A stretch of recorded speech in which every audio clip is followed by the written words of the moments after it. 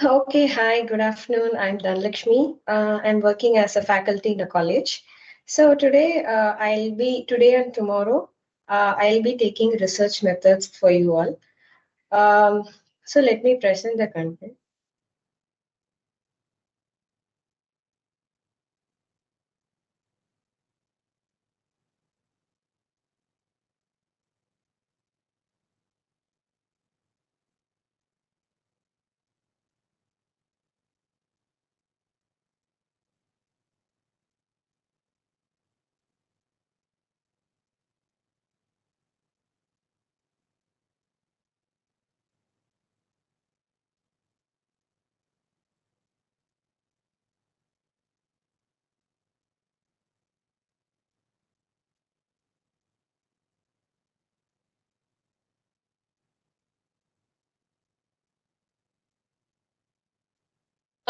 Means on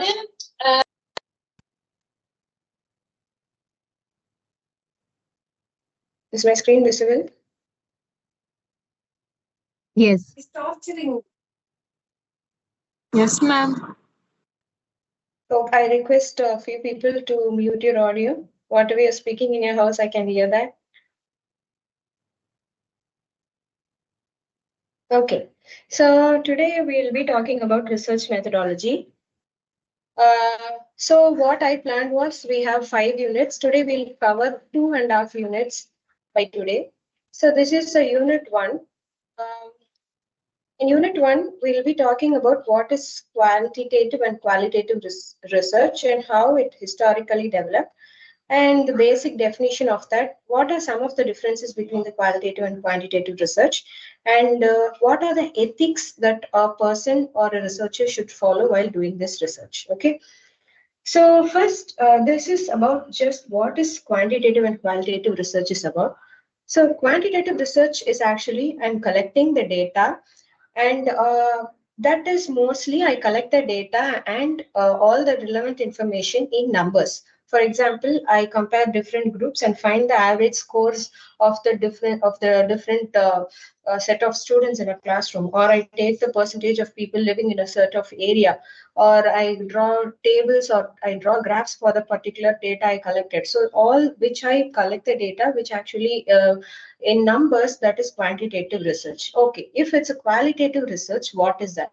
So it's about not mostly, it's not about numbers, but it's about narratives, it's about the texts, it's about the directly I go interview the people I know down. So except numbers, what are the relevant summaries or informations excluding numbers and collecting comes under this qualitative research.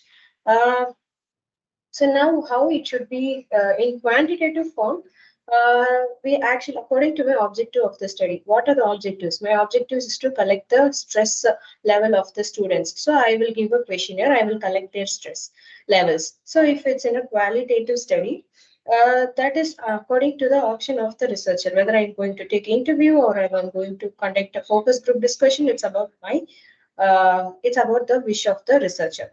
So quantification is actually converting the participants' responses into a percentage of frequency is known as quantification. So, and the data I collected in the qualitative study, I can use as discourse analysis uh, or as a don't need to take screenshot. Don't need to take screenshot. I will. Someone is talking about taking screenshot. Share the PPT. Don't take screenshots and all. Speaker ஆன்ல தான் இருக்கு எனக்கு கேக்குது. Okay, so there are other forms of qualitative analysis such as content analysis and thematic analysis also. So this is about the basic definition about quantitative and qualitative research. Excuse me, ma'am. Okay. Are we allowed So to record this session? We have. Yes. Is it okay? Are you? But I'm not. You're. Is the option showing for you? No, I think it's disabled. Only the admin can do it. Yeah, you may not able to record the session. Okay. I will share Okay. the PPT maybe to Sure, one ma'am. person. You can share your mail ID. I will share them. Okay. Yeah, I So think you can share it in this quantitative group and itself. This group no, itself. I'm you can unable share. to share Oh, in this okay, okay, group. okay, I okay. tried to share for the last class. to No, other not yet, UG actually. students, I'm unable to do. Yeah. Okay, ma'am. Okay, thank you. Okay. So this is about the quantitative research. So what there is some difference in how I collect the data or how I decide the data. So in quantitative research, so I actually decide beforehand how I will collect the data. Okay, so suppose if I'm talking about stress, I will tell that I will collect it using the standardized stress scale. So I priorly decide. So that is known as a priori. For quantitative research, it's called as a priori. Beforehand, I decide how I collect the data. But if it's for qualitative research, it's a posteriori. That is, after collecting the data, I find out how I will use the data. So, for example, first I will interview the people, and from the transcripts of the interview, I will decide how I can arrive at the theme or how I can arrive at a particular categorize it on a particular topic or particular team. That is called as a posteriori. So now, so what this qualitative researchers do is they're willing to accept this post-positivist position. So this is about the priori and a posteriori. This is the difference between how I decide the data collection method, difference for quantitative and qualitative. So, but the qualitative researchers, they have this personal responsibility for their actions and activities because they interview people, they see lots of people, they do focus group discussions. So, for all that, whatever the actions or activities they do, they have to take complete responsibility for whatever they are doing. But in quantitative researches also, whatever that's given in the questionnaire or whatever they have mentioned in a standardized questionnaire, only that I'm able to measure, or only that I might able to see. But other things I might not able to, day-to-day activities or what and all. As a researcher, I want to include, I might not be included in the quantitative researches. So, but in the qualitative researches, it's actually it's more of subjective, or it's very impressionistic. As a researcher, whatever I want to include, I can include in the qualitative, but I'm not able to do in the quantitative because the questionnaires are already set by the other researchers. Okay, so when to use the quantitative research and when to use the qualitative research. So first, when the research question for the quantitative research, the research question should be very clear and it should be very specific. For example, I'm going to see whether there is a difference between stress levels among girls and boys. So this is my research question. This should be clear and this should be specific. Okay, and how I should have enough theoretical evidence. I should have any theoretical basis for stress, so that I can actually form hypothesis, and from that I can test the stress levels of the students in the quantitative research. This is about the quantitative, and also the researcher who are doing the quantitative method should also have a good knowledge about when to use the quantitative and when to use the qualitative. If they're not confident or motivated, then it will not go as we plan. And when coming to qualitative research, if the researcher is interested to understand any phenomena in a natural setting, it might be how a particular ethnic group, their life history, what are their beliefs, what are their perceptions. If they want to do, okay, they have to understand their language. They have to make sure that others should also understand what they are noting down in the research. So they should also have a good understanding about what is the qualitative research and how it should be done. So this is when we use quantitative and qualitative research. Now it's about the history of the qualitative and quantitative research. So what they are saying is, in 1976 and 1973, according to phenomenological perspective, what is phenomenological perspective is people there I'm talking about the it's talking about the subjective experiences of people. Subjective experiences of each people differs. So they believe that each people have different realities. I will interpret a particular situation in a different way. So they are talking about that concept. But first of all, qualitative research, and from the 1950s to 1970s, they have the next stage. So first they say we have multiple realities and multiple interpretations, and next comes the 1950 to 1970. The stage is called the golden age, because they most importantly they talk about how the data analysis, that data I collect from the different people, I can code that for materials. For example, I collect about stress levels from different groups, how I can derive. Maybe the stress may be due to sleep deprivation or due to their misunderstanding in interpersonal relationships. How I code the data I have extracted from the interview. How I code, how I code as a theme, I code as a sub theme. So this is how they talk, how I can code the data I have got from the people. So that is, since that they have found out that that's known as golden age. And about from 1970 to 1986, they talked about different kinds of qualitative perspectives. That is, how I interpret the Bible or books, or how I break down the thinking of an individual and behavior. That's structuralism. Semiotics is how I actually study the symbols or signs the people use in their culture. Phenomenology, what are their direct, what are the consciousness, how they feel, how they interpret. And feminism, how I give equal rights to men and women. So for all these concepts, how these are different qualitative perspectives. With this, how I can develop research. That's actually developed from 1970 to 1986.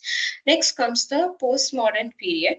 It started in 1990 to 1995. So where it is a period of experimental and new ethnographies. That is, they replace the theories. That is, we have one universal theory. Okay, stressor, this is the stressor. We have some physiological, biological reactions, that is stress. So it is a common universal theory that the individual, it's common for all. That is a fact they have there. But in this postmodern period, they are changing that to narratives. Stress is not about a particular universal definition, but it's to a person specific, how the particular, in a particular context, how a particular person feel, that's stress. So, or how the particular people or particular individual says that they experience stress. So that is what this postmodern period talked about. It changed the universal perspective to only certain perspective. That is how each and individual interprets. So, and now from 1995 to 2000, what happened is, this they linked it to democratic policies. That is, how with this experiment, how I can actually form new policies with this research as base. Maybe I take a research and I say particular region of people does not have high job or employment opportunities. So with this, how I can with this research results, how I can collaborate with any political parties or the government, how I can change the employment opportunities in a particular region. So all those kinds of things happen in 1995 to 2000. And next comes the methodologically contested movement. So where they have different debates and arguments whether the results that you're publishing about this qualitative is, is it that reliable, is that valid? So how good your research is, how it should be evaluated. So all these things that they were discussing. So that happens in the 2000 to 2010. So in future period 2010 onwards, what happens is they actually got a lot of challenges about the evidence-based movement, whether whatever you're doing, is that measurable, is that observable. Okay, so all these things that happen, and but they say that it's not completely reliable, but still now they are actually seeing whether it might be a valuable or rigorous, and still researchers are going on about the validity of the qualitative research. And after that, the setting up of psychology laboratory by Wilhelm Wundt in Leipzig University, where they conducted many researchers.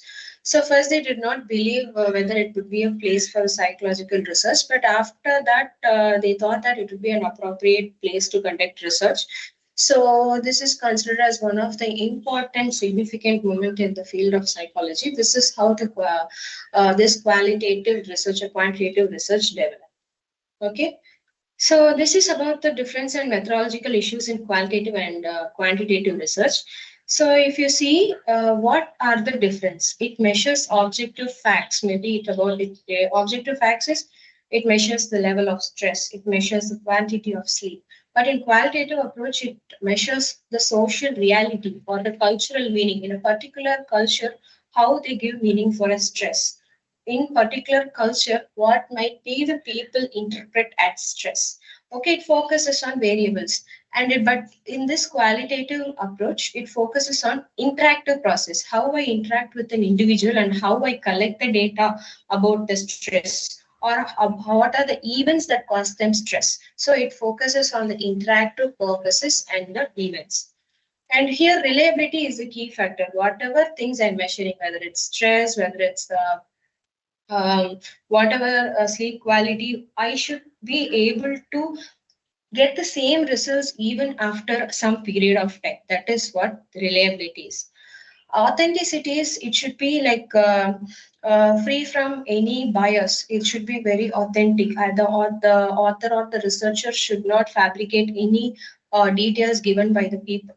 It's value free and its values are present and it's very explicit. So for the quantitative research, we have the separate theory and separate data. But in this qualitative approach, from the data we are collecting, we will arrive at a theory.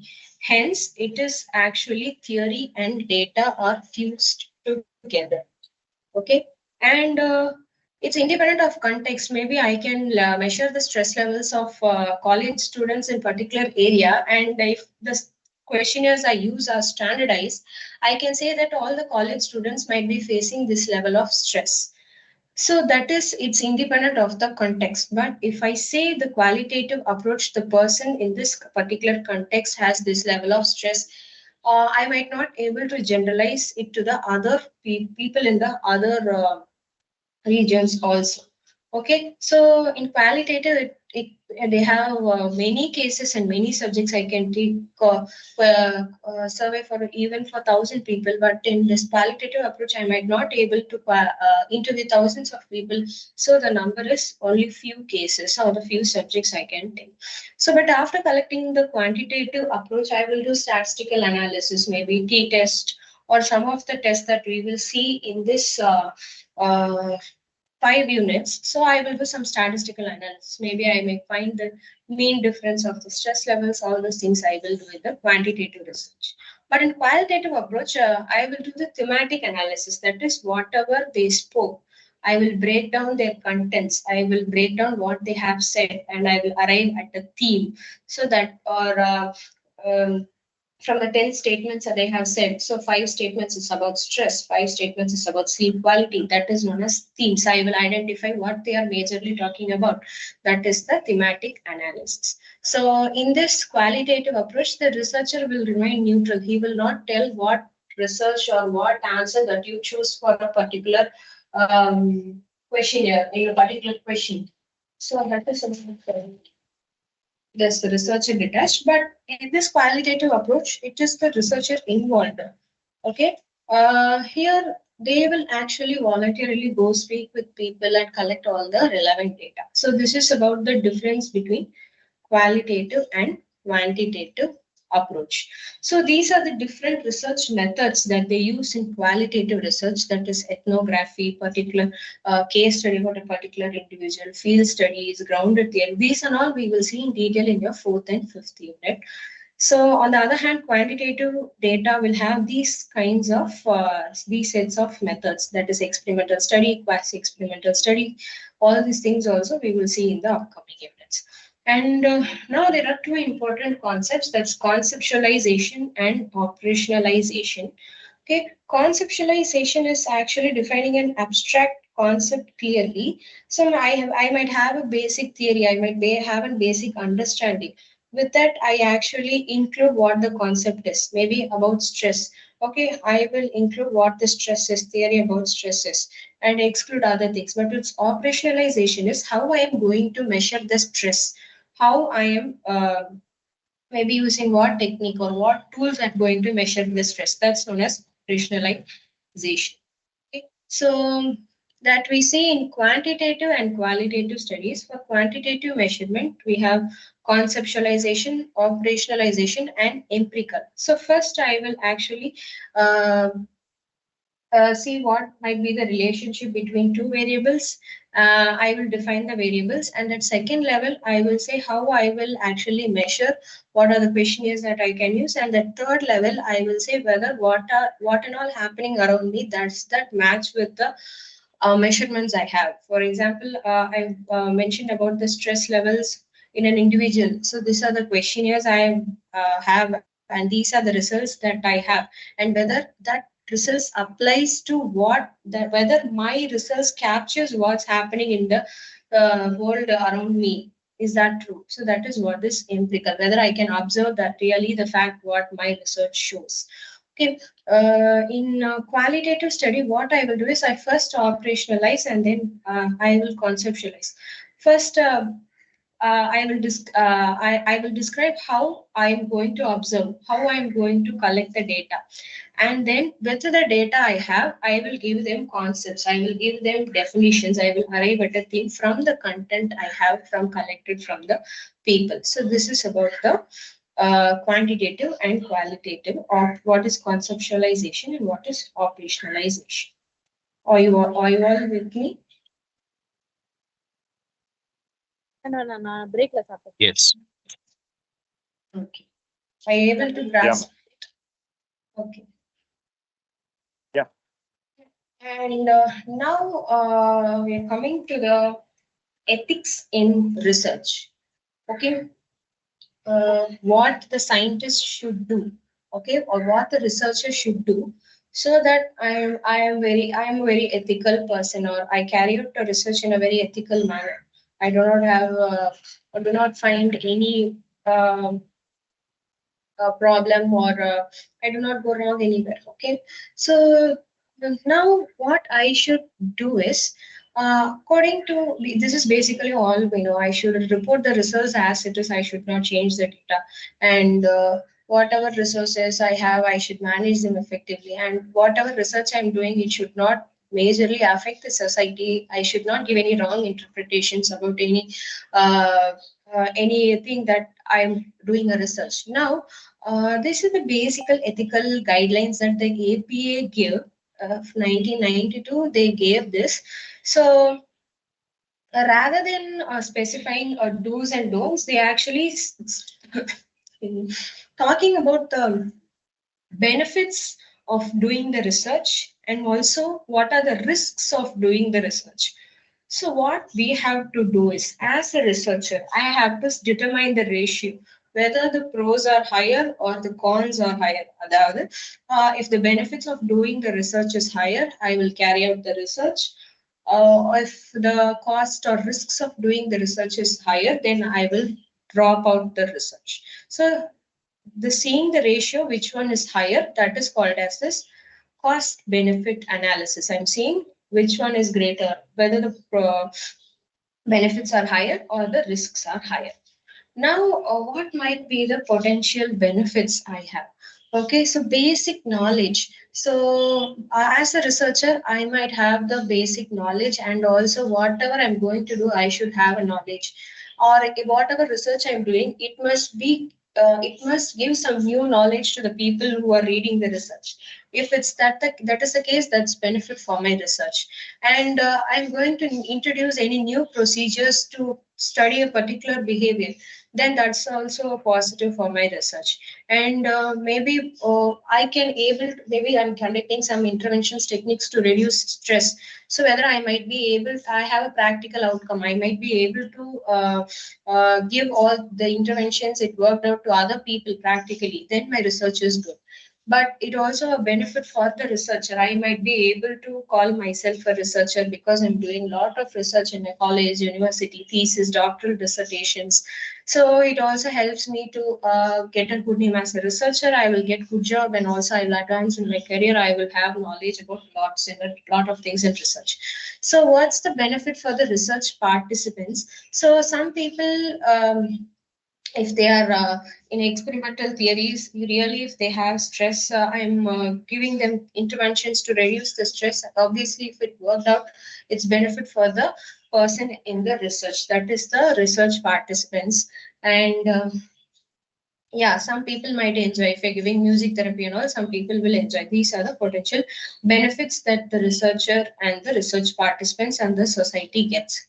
So, what are the potential costs that I actually have? Yes.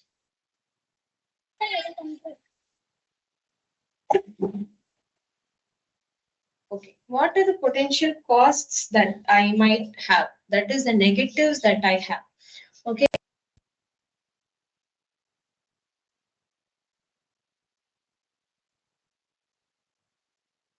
Ma'am, you are gone on unmute. Mute, ma'am. Kindly unmute, ma'am.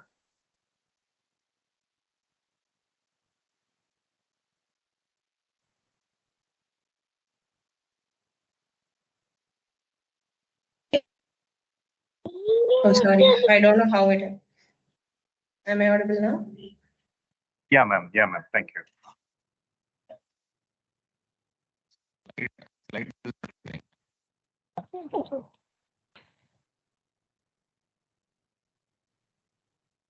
Okay. So these are about the potential costs, what negative or some things. So as a researcher, what I will do is this research is not needed for now. These are already they have done in 1950s, 60s. If I do the same research now, but it's not a useful thing to do it, then it's obviously a waste of effort and time for a people. But if it has serious risk to the participants without the knowledge or any approval from others, it might actually cause side effects to the people. Then it's also a potential risk. So I might not able to continue the study. And if I say that my confidentiality will be breached, I have some people like that are or by any other means my confidentiality about the data is compromised, then it is also a risk for me. I might not actually able to carry out the research. And if it costs a lot of money and but the results are not compromising, or I'm not getting any help, but I'm using all my own money, but I'm not getting any recognition. It's also a potential cost. So as a researcher, I should also see it must not cause any harm to the society. If it causes any harm, I will stop the research. Some people may actually say this people has lot of stress due to studying this course, so I'm going to eliminate this course. It might be wrong. They might have some personal factors, so the stresses are high. So we cannot come to a conclusion with that. So we have to actually balance this costs and benefits. So we are seeing this cost benefit ratio, and if the benefits exceeds the costs, I will continue with the research. Okay, so now I have this ethical guidelines. Okay, so ethical guidelines is what are the things that I should do. Only 5 principles as a researcher I will do so that it does not harm any people. Okay, first they are set in 1953 and they're updated in 2002, and again they refined that in 2010. It applies to all the psychologists, whether you're a teacher, whether you're a researcher, or whoever you are, it applies to everyone. So first I should actually maximize the benefits. That's what this beneficence and non-maleficence is. எனக்கு வந்துட்டு benefit நிறைய இருக்கணும். நான் வந்துட்டு எந்த ஹார்மோ அந்த research பண்றதுனால no harm and the society should have. So then I will carry on. And I should maintain the rights of, if the client does not want to continue with the research, I should actually uh, respect their decision, and because for their welfare and for their rights, I should actually stop. Even if it's animals, I should respect their rights to stop or to continue. And fidelity and responsibility. First, I should actually develop the trust. If the participant does not have trust over me, how he will continue the experiment, how he will continue the research. So that is a thing. I have to first develop the trust. And I also should have the agreements with the patients and patients, like clients, with the participants. So these are the 5 guidelines. I should have the integrity. I should be very honest. I should not cheat, fraud, misinterpret anything. And whatever I do, I should be very fair. Okay, everyone who is participating in the research maybe any allowances they get. Everyone should have this equal allowance. Everyone should benefit, and everyone should have equal rights to actually continue or withdraw. So justice should be maintained in the research. Whatever you're doing, it should be done equally. Whether you should be equally fair to all the people as a participant who are in the experiment as participant. So research also says that you should also, as we discussed, we should respect their cultural difference also, because in some culture, if they say I'm not okay in opening up with this topic, I don't want to do research with you in this topic. Okay, respect their rights, respect they have different cultural differences. Okay, they are from different race or they're from different religion. So you should not actually talk like this is just a research. Why are you behaving like this? And we should not talk. We should respect the people's rights and dignity. So now we have a board. That board is known as the Institutional Review Board. It consists of 5 people, but one people will be from the community who is not a researcher. So they will see whether conducting or carrying out this research have some risks or benefits, and then after that they will approve or disapprove the research. Okay, institutional approval is very, very important, because if institutional approval is any institutions that I do, maybe I conduct research in school, I will not directly, without the consent of the school, I might directly go inside the school. I should not collect the data. What in whichever institutions I'm doing, whether it's hospitals, whether it's a prison, whether it's school, I have to get the formal approval from the organization or from the institution where I'm going to use the people in that organization. I have to get the consent from the higher authorities. Okay.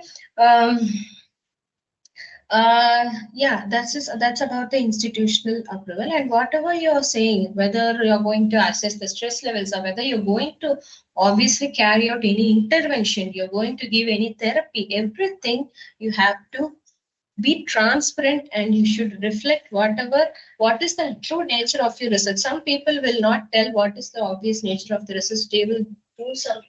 They will do something. So this is about the institutional approval. Okay, so with this, shall we go for a break?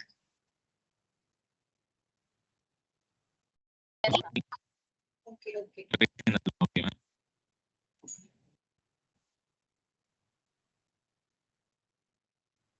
Okay, so we talked about what are the definitions of quantitative and qualitative research, what are the difference between the research, and what are the ethics, what might be the potential risks, and what are the potential benefits that as a researcher and the people also will be.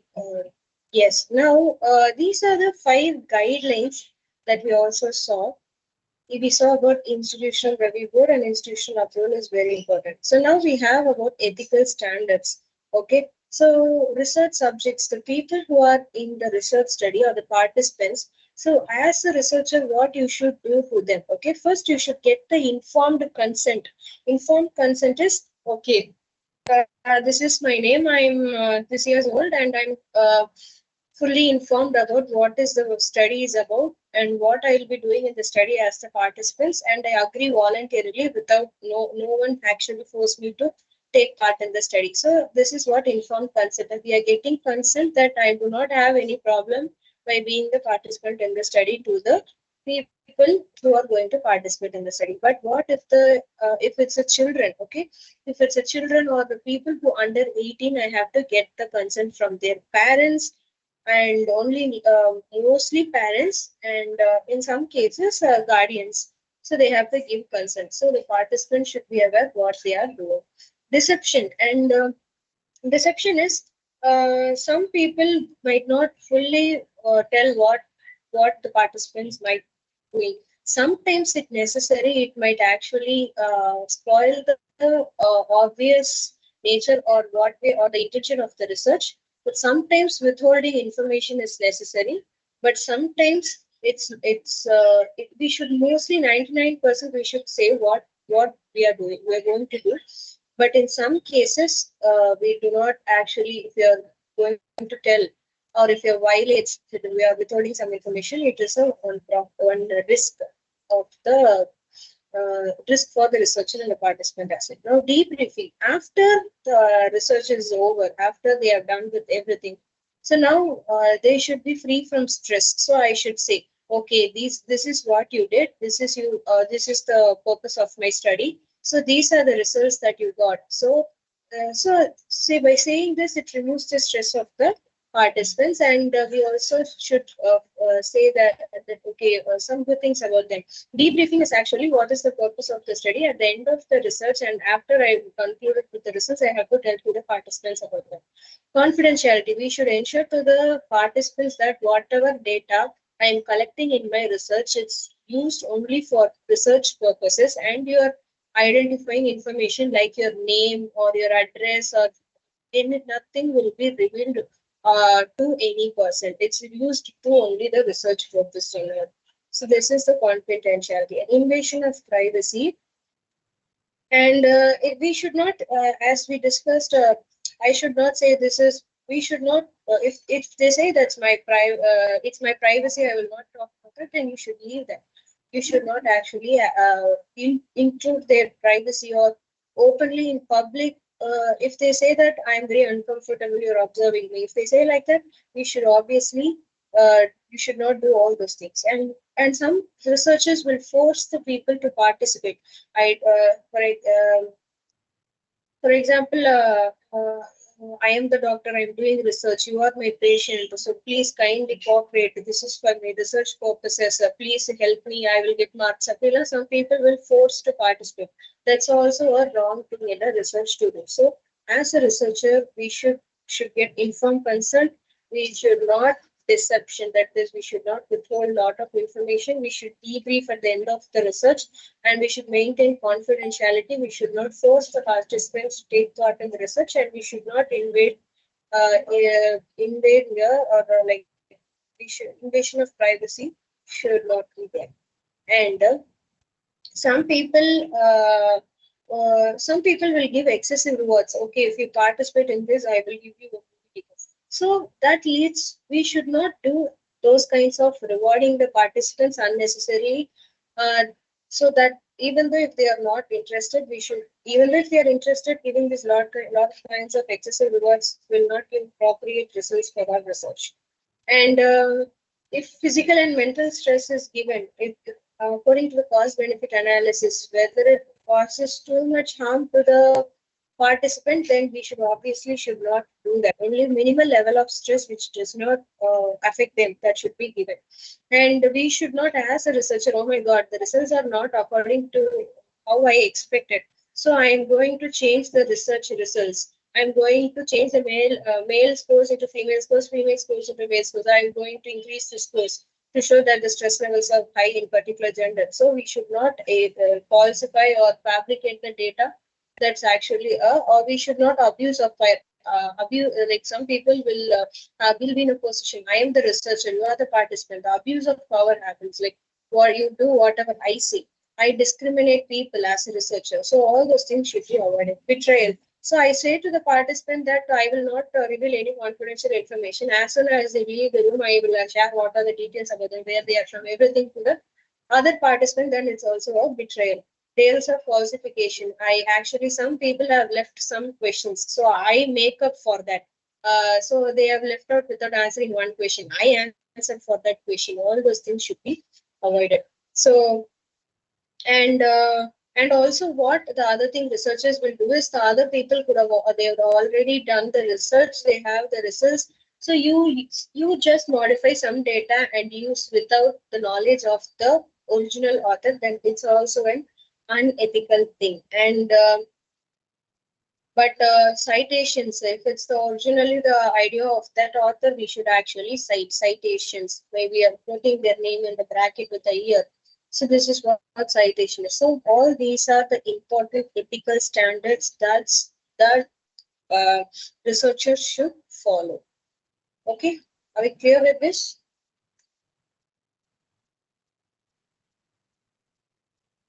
Yeah, ma'am. Okay.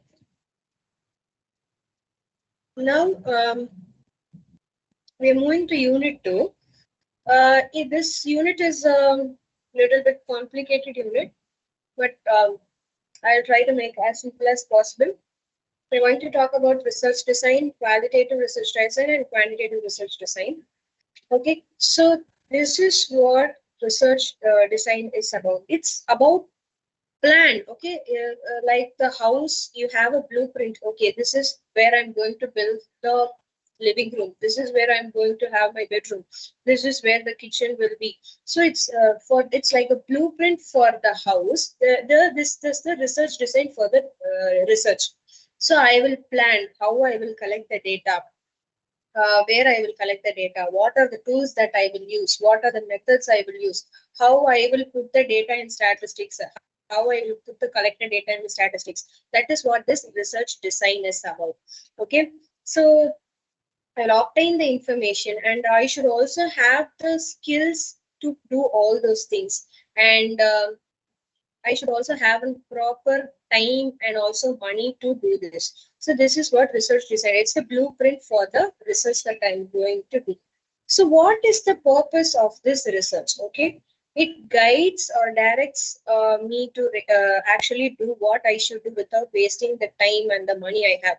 And systematic approaches in a step-by-step way I will do. First, I will arrive at the research questions, and then I will arrive at the sampling, which kind of sampling, probability or non-probability, all those things I will arrive. That is in a systematic, is a step-by-step manner. And what are the things that I actually control? What are the things that I could eliminate or minimize so that it does not affect my data? And I make sure all the steps are clear. So for all those things, I have this research design.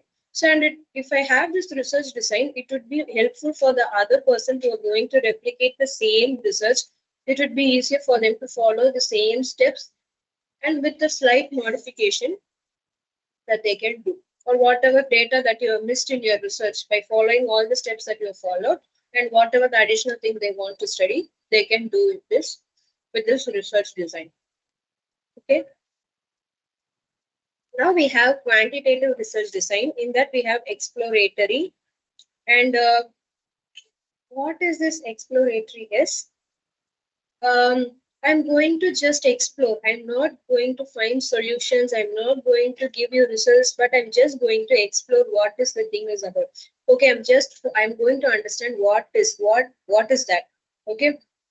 So it falls under field studies. I'm going to explore and understand the situation. That is what this exploratory research is about. Okay. Discover some variables. Okay. Discover the relationships. I am going to find something. For example, why the students' academic performance is dropping day by day. Okay. This is the doubt I have. So I'm going to actually see what is the reason for that. Maybe due to their social media usage, or due to their the wrong or defective teaching methods by the teachers. So all those things I'm going to just explore. I'm not going to come to a conclusion. I'm just going to explore what are the factors that this academic performance of the students might be dropped. What might be the reasons that I'm going to do? That is, I'm going to explore. Okay, so when the problem is not clearly defined, so I do not know what is the problem, why the students' academic performance is low or the grades are dropping. So I'm going to generate ideas, insights, and understanding for the future research. That is about the exploratory research is about. So I'm going to find some ideas. Okay, I'm going to get some insights. So from that ideas, I will develop hypothesis. So this is the purpose of this exploratory study. Okay, this exploratory research design. Why are we doing this? Is if I does not have if I does not have enough resources, so I'm not sure about what that particular variable is about. So I'm going to find out. I'm going to discover what is this is. So, and if it's about the most important any current problems that my society has, but it's a very new thing. Okay, so then I'm going to explore about that. And it's about, I have only one knowledge about this, how I can build up on this knowledge, how I can carry on with the future research. Okay, if I'm not sure about, I do not have clarity over some things, then also I will do this exploratory kind of research. It's very flexible. I can change according to the needs and situation, and it uses questionnaires. So it's about in this exploratory research, I can include the opinions and perspectives of the people as well. So this is about the exploratory research. How I will develop a hypothesis in the exploratory research. Okay. First, if there is no data available purely, I might not able to develop a hypothesis. So, but if some information, one or two information exists, from that I'm going to explore what is this in a very deep or in a detailed manner. So I'm going to formulate a hypothesis. So how I can formulate the hypothesis with the minimal data I have? First, I will do the literature research. So I will see whether from the past researches, if I have only 5 to 10 literatures, from that, how I can generate new hypothesis. Or I'm talking to the field, to the people who have actually experienced the current situation, maybe about COVID. I do not know nothing about that. I'm going to take the experience survey of people who have actually experienced it. Focus group. I will have a small group discusses a topic. So from that, they'll have a moderator.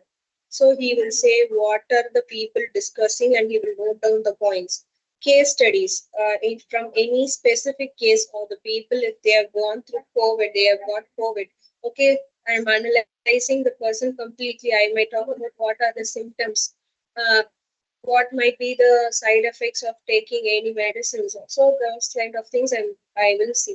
So secondary data is already people have some kind of information, might be from any journals or from anything. The data is already there from, or else the researcher have already started collecting the data, but we have actually stopped the research.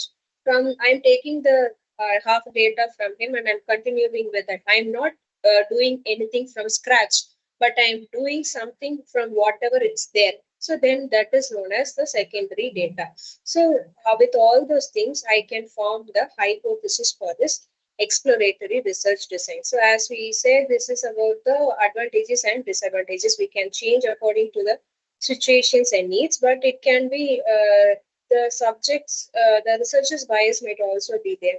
But here we can, in a limited samples only is there, we might not able to collect for a huge number of samples.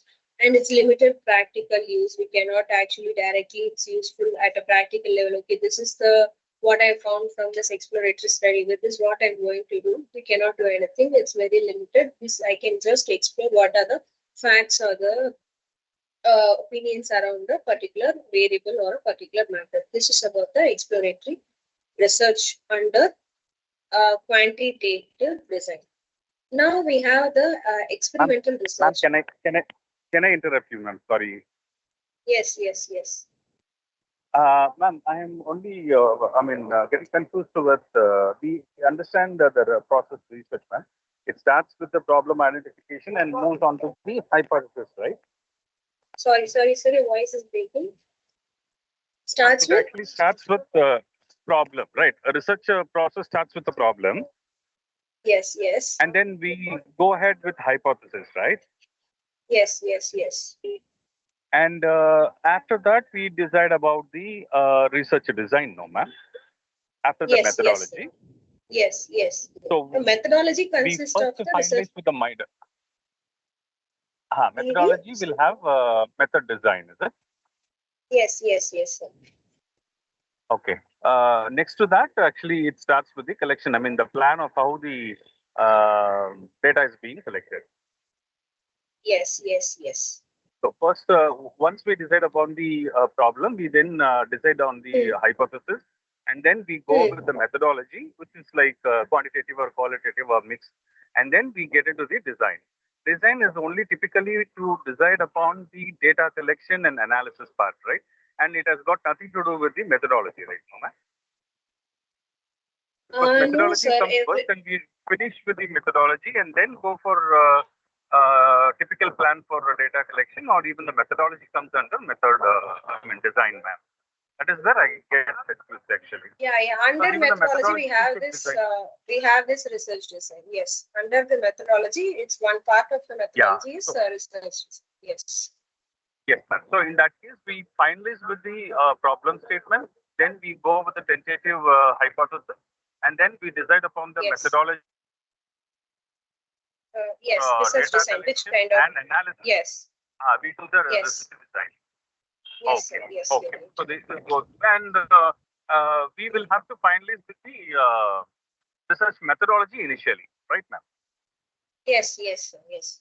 Okay. Okay. Right, ma'am. Thank you. Thank you. So now we are moving to the experimental research. So here we know what's experimental research is. We have an independent variable. Obviously, we see the effect of this independent variable on the dependent variable. It usually happens in a very controlled environment to minimize some influences of the other variables from outside. So we have variables for an experimental research. Independent variable, dependent and extraneous variable. Setting usually it takes majorly in laboratory, sometimes in field setting, and it's very controlled in a very controlled way it happens. And sometimes I change my independent variable to see whether it affects the dependent variable in the same way. I observe actually, or I will see what are the changes that happens in my independent variable due to I change my I will observe the changes in the dependent variable because I change the independent variable. So all this happens in the experimental research. So now I will define the problem. I will determine the variables, what might be the independent and dependent variables, and with that I will formulate the hypothesis. So so this is about the experimental research. So with this experimental research, I might talk about the cause and effect relationships. It might be useful in medicine settings. Maybe I can give any drug to the particular group and the other group does not have any drug. Okay, I did not give any drug to the next group. Now I can able to compare the results whether they have cured from any of the symptoms due to my drug. So if only the one particular group which I have given the drugs have improved, so I can say that yes, due to my drug, it has an effect. So that is in medicine setting. In education setting also, if I talk about any teaching methods, I will give some teaching methods to one particular group and some other teaching methods to some other group, and I will see which method is effective for the children. It's for human behavior, and also for other uses also I can use this experimental study. So I can have high control over the variables, and I can actually replicate the experiment in different settings to see whether it yields the same results. Yes, it actually will say the cause and effect. I have introduced a drug and they have shown improvement. I will confidently say that the results are due to the introduction of my drug to that particular group. So this is about the experimental research. Now we have under this experimental design, we have simple randomized design and factorial design. So what is this simple randomized design is where I actually randomly assign the individuals to the treatment group. I see to that all the people in the group have equal chance of being included in any of the group. For example, I am studying the effect of new study technique for 60 students. I split the 60 students into two groups, 30 into 30. I see to that both all the people get equal chance of being included in at least one group. So that is about this simple randomized design is about. It's very easy. So since I actually put the individuals into two groups, it's actually does not have any bias. But its disadvantages, the controlling of the extraneous variables might be very difficult. For example, I am studying the effect of new study technique. But if they have already know the technique, that might be extraneous variable, or if their socioeconomic status might be another variable, or the language in which they learn also might be the other extraneous variables that actually I'm not able to control all those in these things. So, and if the populations I have included, for example, the populations, one group might be have full of same age population, and the other my group have different ranges of population, different age groups, then it might be also a problem. I should have a homogeneity requirement. All the people I choose must be have all the characteristics similar. Okay, sample size, small sample size. With a small sample size, I cannot come to results that it might lead to inaccurate results. That's about the simple randomized design. Now it's a factorial design. Factorial design is I am going to see the effect of two or more independent variables, including how they interact. Okay, so this is the example for that. For example, I'm going to study how the exercise type. I have two exercises. One is yoga and another one is aerobic exercise. And I have low carbohydrates and high protein diet. I'm going to see which actually affects my weight loss. So first I will talk about yoga and low carbohydrate diet, and or with yoga and the high protein diet, and again with aerobics and low carb, and again aerobics with high protein diet. So I'm going to talk about so it's about the two or more independent variables and also their interactions. Studying this is known as the factorial design. So it is able to be able to find out the interaction between the variables, and it actually allows to study the multiple factors and their levels. But in some situations, it will, due to the increased number of experimental conditions like this, if we have more independent variables, then it might be very complicated to conclude the results. Yes, this is about the factorial design. Now we are moving to the other research, which is known as the survey research. We actually know what's the survey research is about. I'm going to give any questionnaire to the people to find out what might be their attitude of them, what might be the opinion of them, what are the characteristics of the particular population. So I'm going to study all those things. Then it's the survey research. So we have four types of survey researchers. So one is cross-sectional survey design. So I collect data. I collect data one point at a time. Okay, for example, I'm collecting all the usage of social media for a particular class students. This is a cross-sectional survey I'm doing at one particular time. Okay, longitudinal surveys, if I'm collecting the data at multiple points of time in life. Okay, that consists of three types. One is trend study. What are the changes that happens for a particular population over time? Okay, so I measure, so I will change what might be the yearly changes that the public opinion about maybe using the particular social media. If it's a cohort study, I will follow a particular group, maybe of the same age group who share the same characteristics. And I will maybe for students who join college in 2020, so I will study their career choices in their first year, in their second year, in their third year. So I'm collecting the data at multiple points of time. So if I'm collecting the data at multiple points of time to a cohort of the same age group, or people who are going through the same similar situations, then they are cohorts. Then it's known as cohort study under longitudinal survey. Panel study is I follow the same individual over the time. Okay, then it's a panel study. So now it's next one is cross-sectional, another one is longitudinal, and next is descriptive survey. I'm going to describe the characteristics or opinions and behaviors of the people, maybe self-esteem or about the personality of an individual. I'm giving them OC Neo5 test inventory to. I'm going to describe how introvert they are, or how about the neurotest. I'm going to talk all those things. Then it's a descriptive survey. Analytical surveys, I'm just going to analyze the relationship between two variables. That's an analytical survey. So these are the types of survey research. So it will obviously have a large sample size. I can have a sample size of about 500 also, and I will have a structured questions. So mostly for this survey research, I will also in the quantitative research, I will give the structured questions, and I will use the quantitative analysis possible, maybe a correlation test or some of the tests that I will use for the survey research. Now that's all about this quantitative.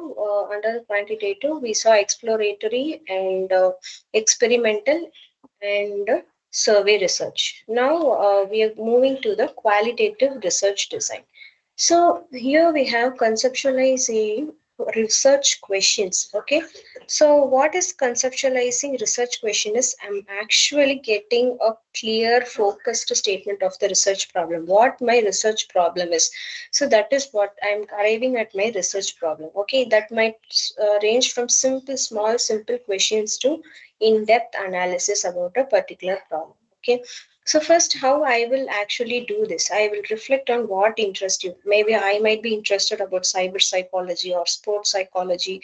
So what is my interest is, okay. So I might say cyber psychology is my interest. What is my statement about my topic and justify why it's important? Because most of the people are using social media now. I want to see how it affects their psychological well-being. So I'm talking about the importance here. So now I'm going to narrow down my topic. And with this, I'm going to see review of literatures. So I'm formulate the hypothesis. I formulate my objectives. After reviewing literature, I may come up with the research design, I may conduct my self assessment, and also I may plan how I will do that. I will conduct the research, and so this is how I will next submit the report. So, this is how I will actually, with the questions, I will come to the conclusion. This is conceptualizing research questions. How I will arrive at the questions. Arriving at a question is a very important thing. Now, how I will do? First, I will initially explore. First, I will understand the background of the research, whether from where I'm collecting the data. So I'm doing the first, I'm the person doing the data, or I already have data from my academic articles or any books, any journals, any research reports, newspapers. So I already have this data. And using literature, what I can do is I can actually identify, for example, I'm talking about social media addiction. For social media, we have a theory. So for that, I will use the theories. I will use the concepts. I might find out them in which of methods they actually identify, whether they have interviewed or whether they have done a mixed method. So all this I will see, and I will find the gaps. What are the things that they did not study? So now with this, all the things, I will narrow down my research problem.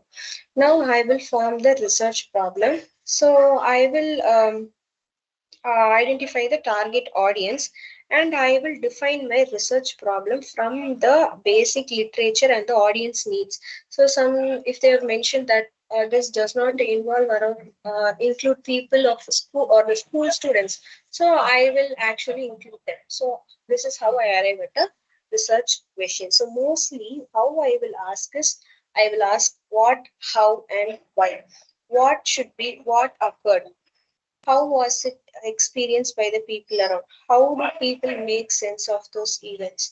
So for example, how do patients experience a healthcare protocol? So all these things come, this is how I actually arrive at an research questions. It's about conceptualizing research questions.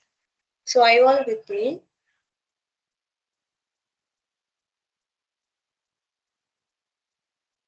Hello.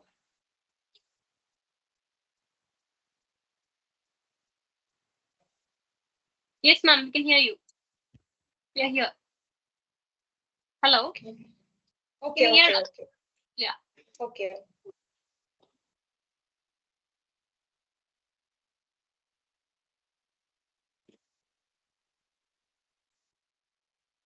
So now this is known as the issues of paradigm. In the issues of paradigm is actually its paradigm is actually how a pattern or approach I do something. Okay, it's like how I'm going to do it, or in the pattern what I'm going to do. That's known as this paradigm. So now in this qualitative research, what are the paradigms that I should have is, I should have trustworthiness of the research I'm doing. It should be accurate and appropriate data sources and interpretations, and I should be able to apply the results of the research to the other settings as well. And conformability, I should have the all the detailed records of the data I collected, and I should also have a consistency and the stability of the findings, even though if I done in a different set of or different period of time. So all these things, these are the paradigms. So subjectivity versus objectivities, I have to balance the researcher interpretation with the factual evidence, and acceptances, I So next one is context dependency, especially in qualitative research. Results must be very context specific. So this is about the issues of paradigm. So now there is a concept called theoretical sampling. So it actually, what is theoretical sampling? I do not collect all the data at once. What I will do is I keep on collecting the data and I keep on adding new samples until I get the clear information about the research problem I have. So and then after a particular period of time, I will stop at theoretic. I will stop at some point. So where no new information is obtained, that's known as theoretical saturation. That is whatever I wanted to collect, I've collected. But even though if I collect further, the same results are coming. I does not get any new information. Then that's known as saturation point. I will stop the research with this. So what with this theoretical sampling, it would be helpful for me to build the theory from this, and I'm not going to do any statistics with this. So it will guide you. It will, as I collect the data, it will guide me to develop a theory. That's about this theoretical sampling. Okay. Um, we might take a 5-minute break. Is that fine? Yes, ma'am. Sure, ma'am. Equal to one design. Okay, I will continue as said earlier. So now I will under it has two types of the single case design. One is ABA design and another one is multiple baseline design. Okay, what is this ABA design is about? I actually A is about baseline. First, I assess the behavior of an individual or the child who it shows temper tantrums. Okay, it throws temper tantrums. That is the A baseline. Okay. Now, B is I introduce any intervention or I introduce any reward system to reduce the tantrum. That is B. Now, again, I'm seeing the baseline. That is, I remove the treatment and I observe if the behavior returns to the baseline, that is whether the child actually shows the throws temper tantrums just like before the treatment phase. This is known as ABA design. With a single case, I'm doing analysis. I'm seeing whether the individual actually improved or not. This is about the ABA design. Now we have multiple baseline design. It actually it talks about the treatment effects across multiple baselines. Okay, so baseline is actually for example, I track the child's aggressiveness. These are the three baselines, okay? One at home, one at classroom, and one at daycare center. So these are the three baselines at three stages or at the three settings, how the child behave aggressively, okay? First, I introduce behavioral intervention at home and I see whether aggression decreases. And then I apply the same interventions in the classroom and I see that the aggression decreases only there, and now I apply the intervention while the child is at the daycare center, and I say that aggression decreases there as well. So it's about I'm introducing treatment in one situation, and I'm checking whether it changes the behavior of the child across other situations also. And if it's not changing, I will sequentially introduce treatment in other situation also. So the result is, if I apply even in one situation for some children, it will changes in all baselines, or for some children it will change only in one baseline. So I have to apply the treatment techniques accordingly. So this is about the multiple baseline design. So so what there are some variations. So this for this child it's the same behavior across three settings. Okay, same behavior in several individuals also will be there, or several behaviors within the same individual, aggressive at home or might be overactive or hyperactive at home. So several behaviors within the same individual also will be taught, and same behavior and same individual across different settings also will be there. That's like the example that we have given. So this is about the single case design. We have ABA design and multiple baseline design. Now, these are the Ma'am, uses of that. Yes. ma'am, I have a small doubt here, ma'am. Ma'am, can we actually define, be it any kind of methodology we use or any kind of type of research methods we use, will we be able to generalize any particular set of people's attitude, ma'am, or behavior for that matter? We can only measure it. We can say we can measure it, and we can also give some intervention to change. But can we quantify or come to a conclusion that with the samples, whatever, or with the experimental group, whatever we have done, can reflect in the same way with the population either? Because Yes, as you said, yes, yeah, ma'am. that is what the yeah, continue, sir. Yeah, ma'am. In the same case, ma'am, because the child is exposed to three different situations: one at home, one at school, and the other one is at the daycare. So yes, ma'am. All the if at all the child is around 5 or 6 or something like that, then the children's expectation will be different in different places, no, ma'am, for that matter. Even if it is hungry, it will definitely, it doesn't know that it is hungry. It will show tantrum. Or it might even, behave in a very different way. Once the food is given, probably it might, come to a normal state, or it might not be in an excited state, like. So in that case, like, how are we going to measure if it is the behavior of the kid, or maybe factors like this can also govern, ma'am? And one child might not be reacting in the same manner, even if the kid was hungry, based on the situation, in which it was actually brought up at home. The kind of liberty what is being given to the kid might actually have a great impact on how it is actually reacting in the public either.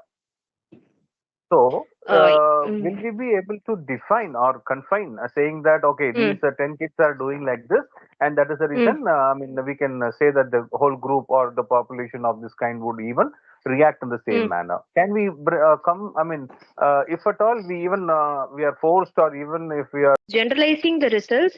So, for example, if I'm doing a particular intervention, so for maybe if I give rewards, whether the child repeats that behavior, as you ask, the child might be different in different settings. The parental expectations would be, or the parents' behavior or their situation might be completely different. So, what from the research that we can do is, if I'm following a particular statistics method and I come to a conclusion that I can apply this reward giving technique to a child who shows temper tantrums, so I can actually able to say that yes, this particular technique works for this particular temper tantrum.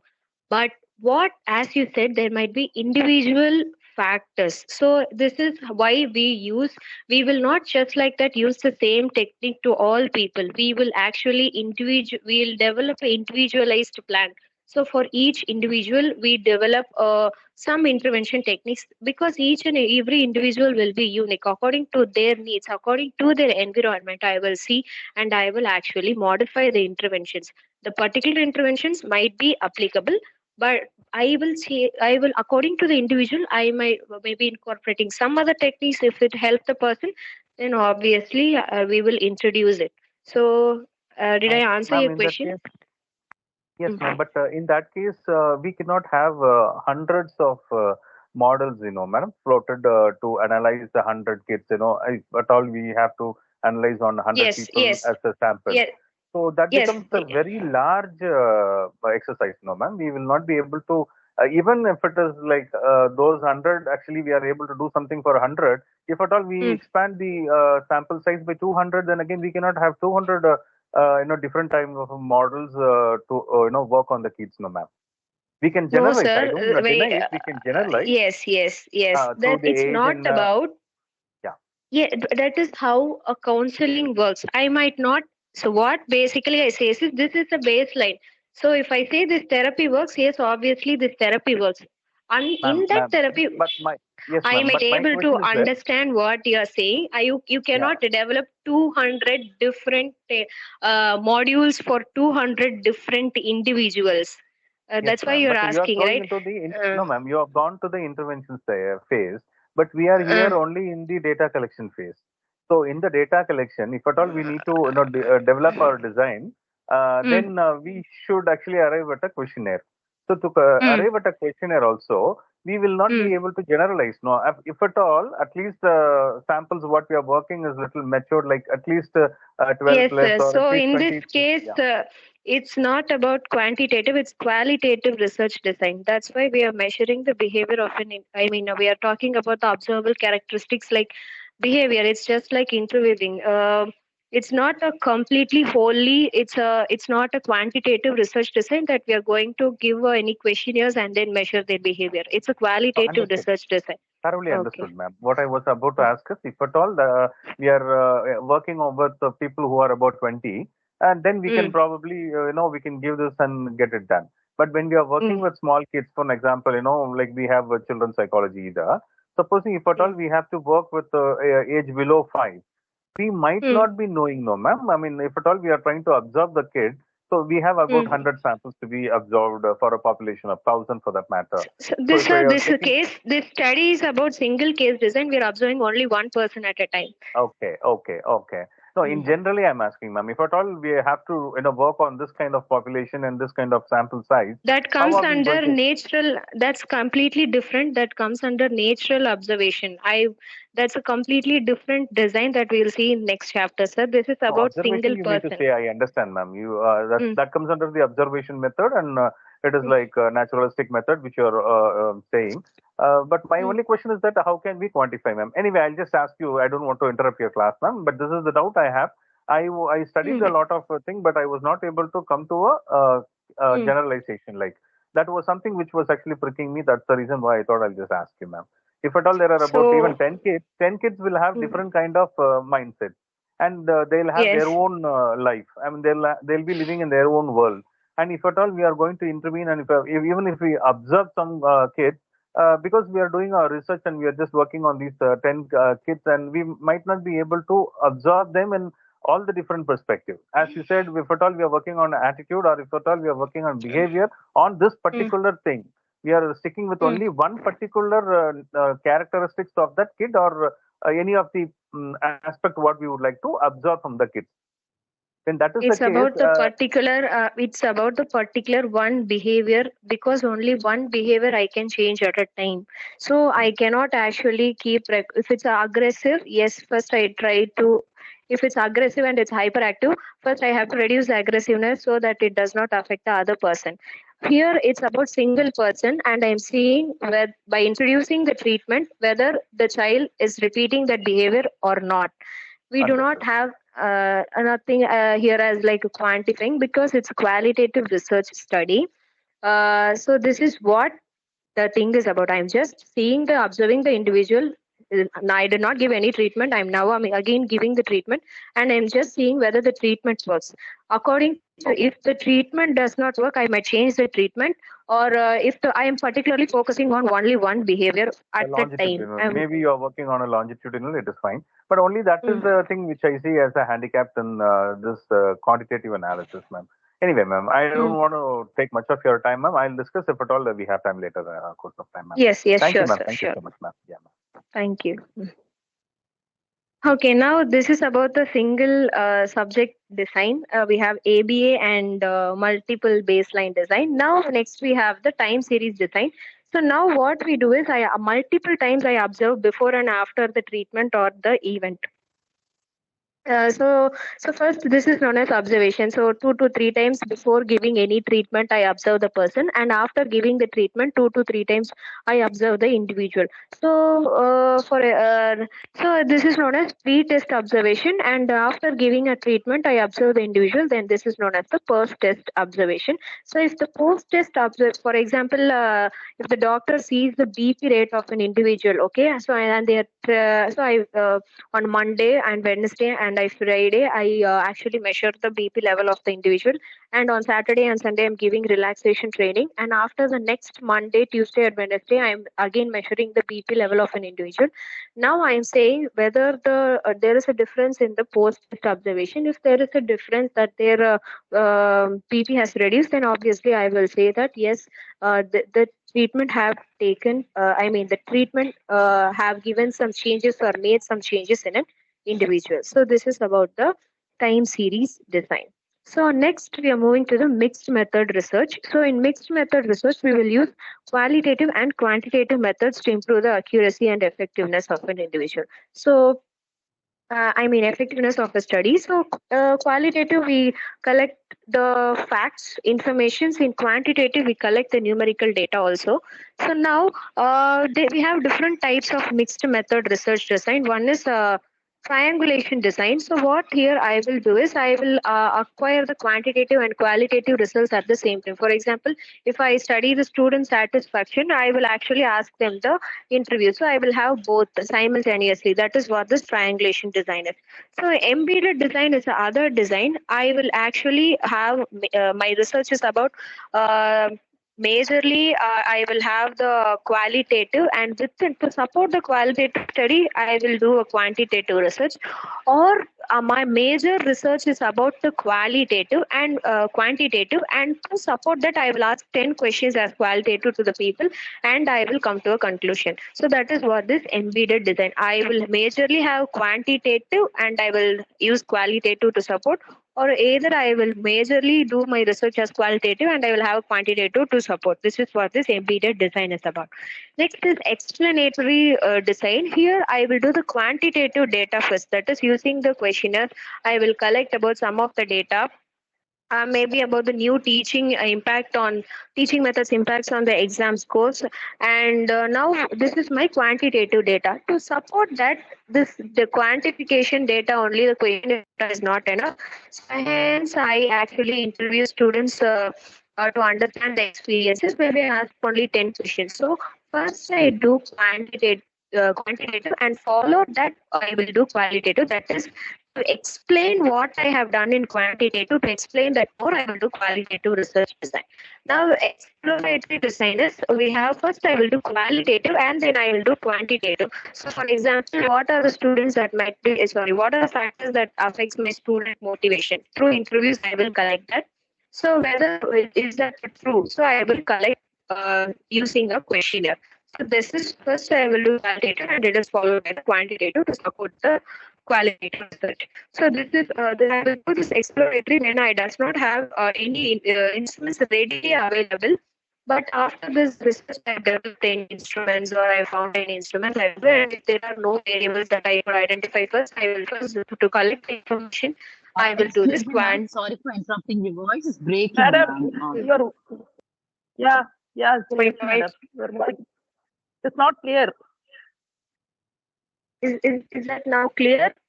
It sounds like your microphone has gone far away from your mobile phone, in case you're using it Bluetooth. Yeah, it's not No, coinciding. it's very close. It, I Your audible now? Right. signal is Back, little madam. dropping. Past 5 minutes back. Your signal. And I'm unable to hear your voice. Hello. Madam, past 5 minutes, Okay. and we have never heard anything. For the past 5 minutes, never heard anything you're saying. That's just now. No, just No, ma'am, now, it was ma'am, only the for a last 1 couple or of 2 minutes. minutes. We were It's just holding. yeah, Yeah, it it sounds went more very bad. electronic and electric. Yeah, the quality isn't that good. Okay. Now am I audible? We have distortion, ma'am, but Now but I'm then not. it's fine, ma'am. Ma'am, it's audible, but the It's, problem Okay. is that it's not clear, ma'am. The clarity yeah, is it's not. not Yes. clear. Am I That's audible now? yeah, now much better, ma'am. Maybe I'll leave the meeting and I'll join again. Oh, this it's is now good, ma'am. perfect, ma'am. Thank you. What you said now. Now it's good. Now it's good. Yeah. Thank you.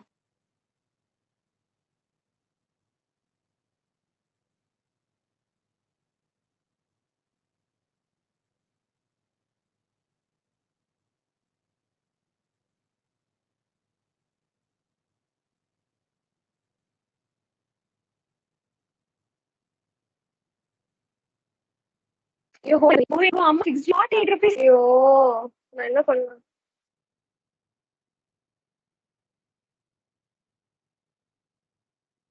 Very Thank you. good, Thank ma'am. you. It's audible. Okay. My voice is echoing.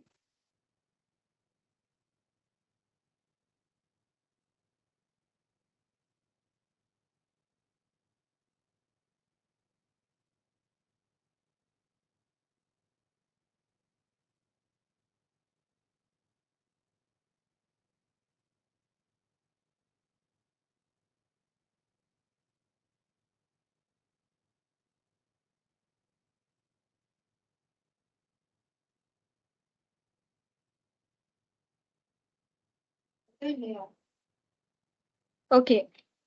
So we were talking about mixed methods of research. So under that mixed methods of research, we have uh, four different types of research. So first we talked about triangulation design.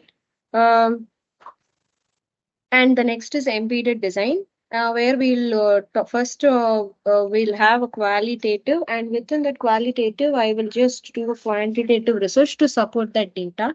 So it might be vice versa also.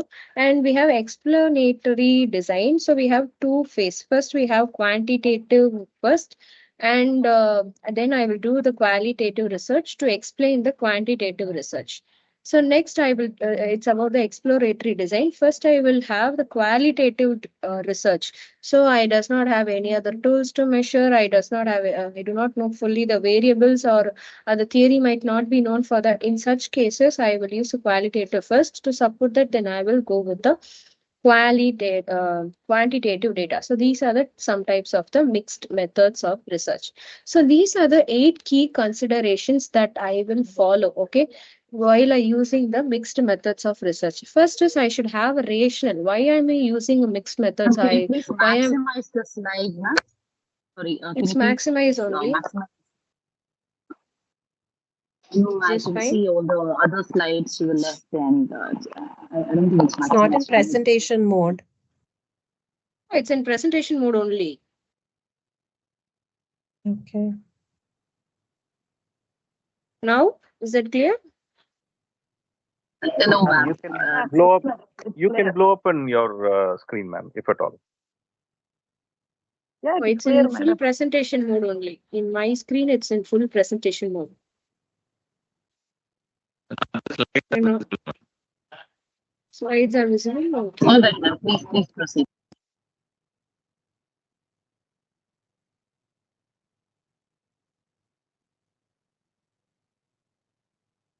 Okay, so these are the 8 key considerations that why I'm using the. So first, I will just use the rationale. So why am I using this study? Okay, so why am I combining surveys and interviews? So because I have to understand the reason for the what is my purpose of the research. I have to get a far more better understanding. What might be the reasons for my research, or what might be the reasons why I have this kind of research. So all these things. Next, I will have why am I integrating the qualitative insight? So I just want to give a qualitative insight to my quantitative study, or my quantitative insight to a qualitative study. For that also I will do. So, and for next thing is I have to understand different various designs. For example, I'm using quantitative test scores. I will use about the explanatory research design in that. And next is if I have to assess the required skills needed for that. First, the researcher must know if I'm doing surveys, I have to know about the statistical analysis, or if I'm going to do interviews, I should know about thematic analysis, or content analysis, or narrative analysis. So I must actually know all the skills. Next is if I'm going to collect these data, I'm going to plan what might be the time limit. For example, when I should schedule the interview, how I will collect the data, okay, how I'm going to distribute the survey, whether it's an online copy or I'm going in person and distributing the paper. So all these things I should actually consider. And now how I am going to integrate the qualitative and quantitative aspects. So whether in which methods among these 4 methods I am going to do. So all these things I will plan. And I should actually test the member who are with me, whether they are a very credible person, or I should do a pilot testing. Maybe first I will give it to on a 5 or 10% and see whether it's working, whether in practical it would be suitable that I can do this research or not. So all these things I will do. Next is I actually how I'm going to disseminate the results, how I'm going to convey these results to everyone, whether I'm going to publish it or present it in any conferences or publish it in any journals. So how I'm going to share these results of the research. So this is about the mixed method research. I'm using both qualitative and quantitative, and these are the 4 types of mixed method designs and I'm key considerations. So we have a credibility and a trustworthiness in this qualitative research. We have this in quantitative qualitative research, because all the tests are standardized, it's very credible, we know. But this in qualitative research, what to increase this credibility, increase this trustworthiness, I should spend enough time with the participants, and I also should collect meaningful data, so that I can say that all my results are credible. It's not just like that I was there for 5 minutes, I collected the data, that's all. I spent enough amount of time, I extracted enough amount of information, then it's a credible data. So it's not like that I'm seeing from only one perspective. I'm taking consideration it from multiple perspective. Maybe what might be the reason for their poor academic performance. I'm not talking only about the teaching methods by the teacher. I'm talking about their sleep quality. I'm talking about their stress. I'm talking about some of the factors that affect their academic performance. It's holistic understanding. And colleagues, I should have a good colleagues to review my findings and to say what you've done is wrong. So a critic, everything must be I should have a good colleagues with me. Okay. And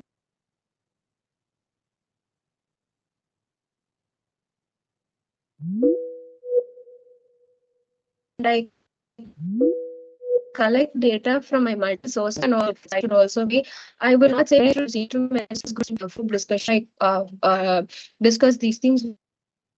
We are 5 to 10 experts in that field. So if I have, then I will say my data is very credible. Okay. And yes, I should also which in my results, is this the same or do you find anything different? So these are the things that I can do to increase my credibility. So how I can improve my trustworthiness in this qualitative researches. So first I have to make sure that these results could be able to apply to the other context as well. And everyone must believe whatever data I have is true. So I should develop that credibility. Maybe with the perfect methods that I use. So with it, or doing all these things, I can increase my credibility. And consistency and stability over time. What are the results that I'm stating now? Even after a few period of time, I should get the similar results. So this is about the dependability. And conformability is how I am transparent in conclusion. Maybe this is the result. Okay, this is not the result I'm expected, but I'm transparently saying this is the result. I'm not hiding anything. So with all these things, I can Ma'am, we are improve not the able to trustworthiness. see the slide you're presenting. It's actually not moving. Which slide it's that showing? Actually, we are inside slide 42. Is that what you're reading 40. out from? Okay, maybe can you read the content? What topic is in 8 key that? considerations, examples, rationale for using mixed methods, philosophical approach. Yeah. I'm actually I'm in next slide. I don't know Yeah. why it's. I think screen sharing, maybe if you reshare, it might work. Okay, wait 1 second.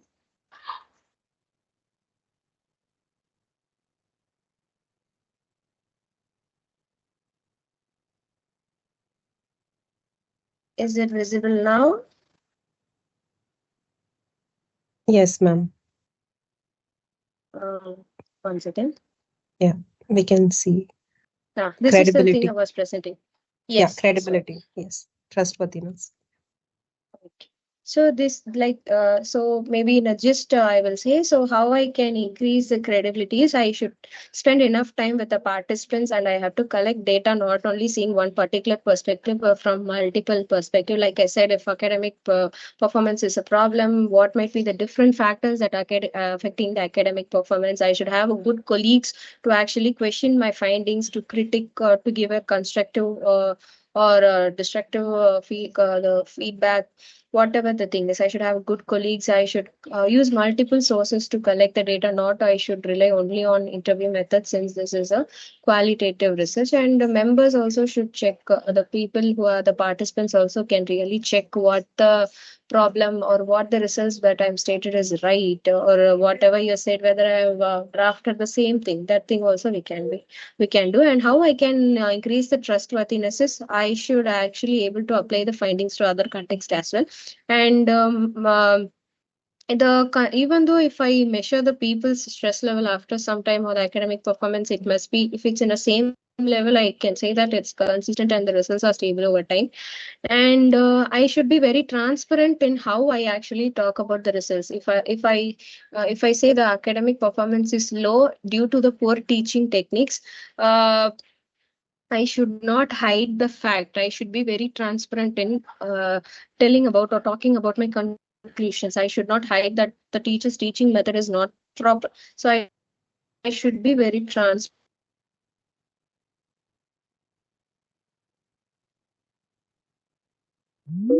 By actually sharing my conclusions. And it's about how is my credibility and trust. It's all about unit 2. Shall we move 3? Is the screen visible? In the same methods to increase credibility in qualitative research. Oh. That is the slide we are seeing. I don't know why it's happening like this. Ma'am, can I interrupt, ma'am? Yes. Ma'am, actually, in this particular, I mean, I don't know if you have the book of our latest, print, ma'am. In that, is there any relevance between the syllabus what is given and the lessons, ma'am? Yes, of course. I'm teaching what, sir. The one thing is in the syllabus, they have given it in paragraphs. Okay, No, wow. So, but understand, ma'am. But அதுக்கு அதுக்கு நீங்க பார்க்கும்போது கம்ப்ளீட்டா காரிலேஷனே இல்லாத மாதிரி இருந்தது madam when compared to other RM1 was all very clear because the question paper also comes based on the units, right? So but this particular what content, which content did you find it's not relevant, sir? இல்ல ma'am syllabus இருக்கு இல்லையா, இப்ப நமக்கு இந்த முறை கொடுத்திருக்க சிலபஸுக்கும் உள்ள லெசன்ஸ்க்குமே பாத்தீங்கன்னா கொஞ்சம் டிஃபரன்சஸ் இருக்கிற மாதிரி அதுக்குதான் வாய்ப்பு இருக்குதா? நீங்க book I have the book in, so okay. This is the thing here for maybe if you tell what are the things that's very contradictory, maybe I'm also, if you have, okay. Can you present syllabus, sir? Illa ma'am, I'm actually outside. I'm in Mumbai now, so anyway, ma'am, tomorrow I'll just try to get back, or I'll try to discuss with you on this tomorrow, ma'am. Because I go through only through the syllabus and I try to relate what are all the units and the chapters connected, ma'am. That way, when I try to see, both were actually having different, aspects. For example, if it is like unit 1 and it is dealt, I mean, it says about it is going to deal with something else, and the chapters were not actually getting correlated kind. What is the chapter that you saw, sir? So because this is a book that I have given, okay. I went to the university and I collected recently, the book. Okay. Some few people are putting in messages. It according to the syllabus, but it book has extra syllabus, sir. Our syllabus has only few contents, but the book has extra syllabus as they mentioned in the message. So I'm following the syllabus only. No, maybe you I'm can recheck. Go through. Yeah, I'll redo it, ma'am. When I checked, actually, I tried to go through the syllabus thoroughly, and when I saw the chapters were actually it was slightly different, and I now don't remember it. I'll try to recollect, or I'll just get back to you later, ma'am. I collected the book from universities. Okay, ma'am. Okay. I am also a student. I am a student from university, sir. I studied the same content. Okay. Oh, right. So, okay, ma'am. Yeah. Perfect, ma'am. Ma'am. Then it's okay. That was a small doubt what I had, so I thought I'll just have a clarification with you. Yeah, because book has lot of contents, but only a syllabus have only like chosen topics from the book. So I'm teaching only that content. Maybe I could have included extra examples in the PPT. That's all. But it would be better if you could check it today itself and get back to me by tomorrow morning when we are starting with class, sir. Because I was shocked when you tell this, but we are in unit 3 now. So that is the reason why I'm asking you also, ma'am. because you go Pardon with me for only the interrupting. syllabus. I have the. Can I speak? Yes, I have the book Yes, yes. parallelly with me, and I've been verifying and going back and forth with everything. I recheck now again, and I think it's as per the syllabus, and the content inside is also like you mentioned, ma'am. It's just elaborate and more in detail, but I can see everything that you taught in the book. Okay, okay. To